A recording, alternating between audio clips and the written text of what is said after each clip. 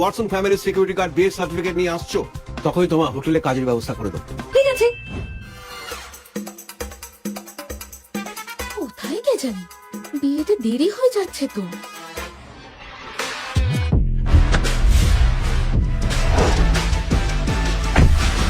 Mister Watson, আপনি এরকম পোশাক পরে আছেন কেন? তুমি কি জানো, চোখ মুখ বন্ধ করে বিয়ে করাটা উচিত নয়, কিন্তু আমি ওই বৃদ্ধ মানুষটার বিরুদ্ধে যেতে পারবো না সাউ পরিবারকে আরো পিছিয়ে দিতে। মনে রাখবে, আমি আর এখন জিনিয়া গ্রুপের প্রেসিডেন্ট নই, সিকিউরিটি গার্ড। এইটাকে এবার সরাও।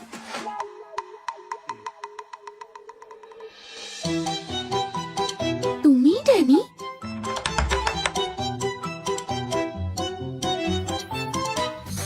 হ্যাঁ, সুজি। চলো হাজবেন্ড, বিয়েটা সেরে নি। আরে আরে, এক মিনিট। এই শহরের লোকজন এত স্লো না, বিয়েতে দেরি হয়ে যাবে তো। আরে একটু দাঁড়াও। তুমি কি মিলা ফ্যামিলির? ঠিক বলেছো, আমি হলাম সুমিতা, তোমার ভাই। ঠিক আছে, আর বাজে কথা নয়। তুমি কি দেখতে পাচ্ছ না আমি কি পরে আছি? তুমি লোকজনকে এত ছোট করো কেন? আমি নিজেও তো গ্রাম থেকেই এসেছি। এই তো সিকিউরিটি গার্ড। আরে আমি পড়তে জানি। তোমার কোনো আপত্তি নেই? আরে আপত্তি আবার কিসের? আমাদের গ্রামে তো সবাই প্রায় এইরকমই। তোমার ক্ষেত্রে তুমি একটু বেশি দুর্বল দেখতে, মোটামুটি। বাকি সবকিছু ঠিক আছে। তুমি কি আমার চেহারা নিয়ে অভিযোগ করছো? হ্যাঁ, ঠিক আছে। আমি তোমাকে বলেছি, বিয়েটা কোনো ছেলে খেলা নয়। আর একবার তুমি এই দরজা দিয়ে পা রাখলে, বাজে না বকে ভিতরে এসো। আরে তোমার গায়ে এত শক্তি কি করে এলো? তোমাদের এই শহুরে গ্রামীণ জুটি খারাপ লাগছে না? আরবান কনস্ট্রাকশন তোমাদের উপর নির্ভর করছে। Thank you.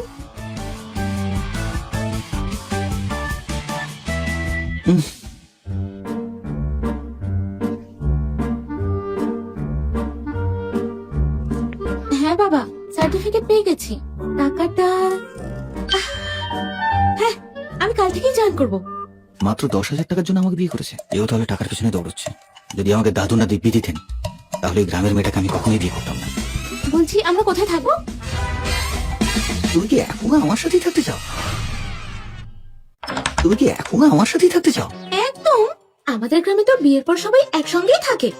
এ তো একই ঘরে থাকতে চাইছে, কিন্তু আমাকে তো আমার পরিচয় গোপন রাখতে হবে। একটু অপেক্ষা করো।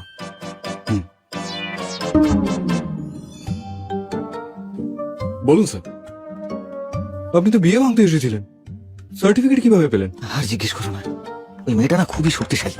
আমি তোকে সরাতেই পারছিলাম না। যাও, একটা ঘর খুঁজে আনো, যত ছোট হবে তত ভালো। যত ছোট হবে? ভাঙাচোরা হলেও চলবে। যাও, তাড়াতাড়ি যাও। আরে যাও।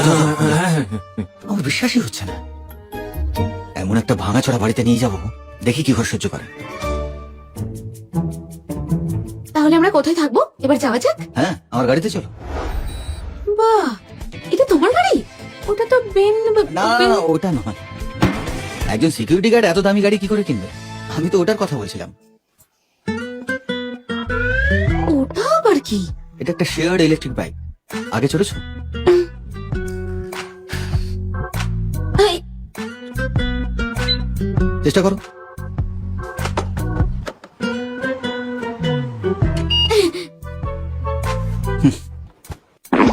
মা, গাধায় চড়ার চেয়ে এটা কি আরামদায়ক? গাধায় চড়েছো কি?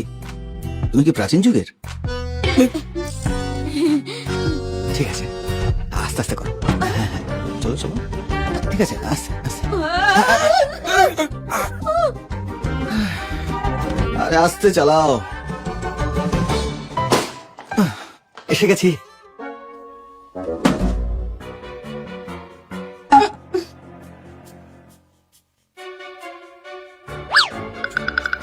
তুমি এখানে থাকো? হ্যাঁ, ওষুধের থাকার ঘরে এর থেকে পরিষ্কার হয়। আমি তো সিকিউরিটি গার্ড, তাই নাইট শিফটেই বেশি কাজ করি। তাই আর ফেরা হয় না। পরিষ্কার করার জন্য আমি একজন লোক ডাকবো। এই, ওই মাত্র কিছু টাকা বেতন পাও, সেটা দিয়ে আবার পরিষ্কারের লোক রাখবে? ছেড়ে দাও, আমি পরিষ্কার করে দেবো। এত নোংরা তুমি নিজেই পরিষ্কার করতে পারবে? তুমি তো আছো। আমি করবো না। সরো।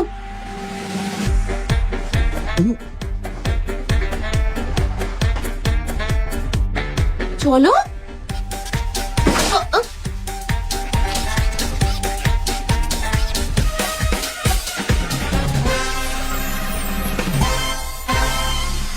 মানুষে থাকার মতো হয়েছে এবং বাসযোগ্য মনে হচ্ছে।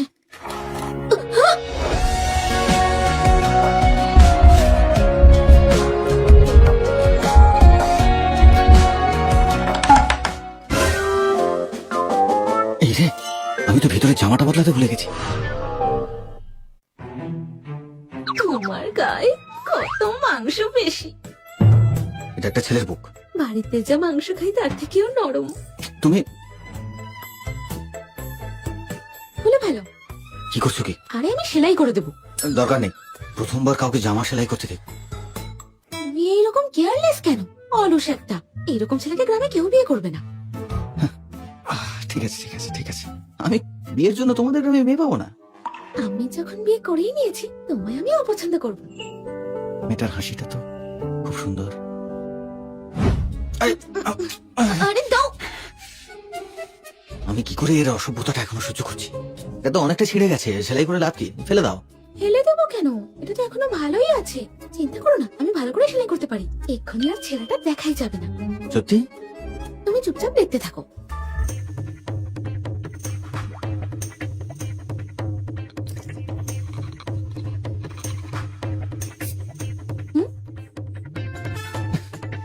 এটাকে তুমি একটা সেলাই বলছো?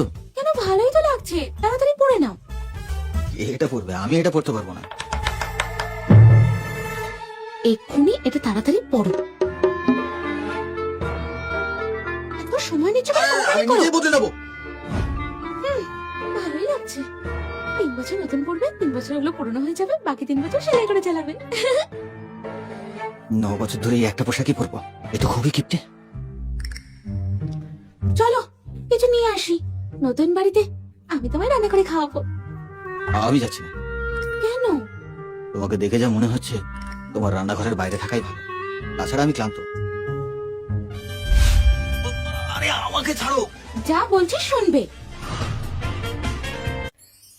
কত কিছু, এগুলো শুকিয়ে গেছে তাও এত দাম। আমার ঠাকুমা বলতেন যতক্ষণ না রান্না করা হচ্ছে সবজি সতেজ কিনা জানা যায় না। এইসব চলবে না। তোমার চেহারার যে অবস্থা তাতে রান্না খাবার খাওয়াতে হবে, তবেই তুমি বড় ভোলার মতো হতে পারবে। খাওয়াবে?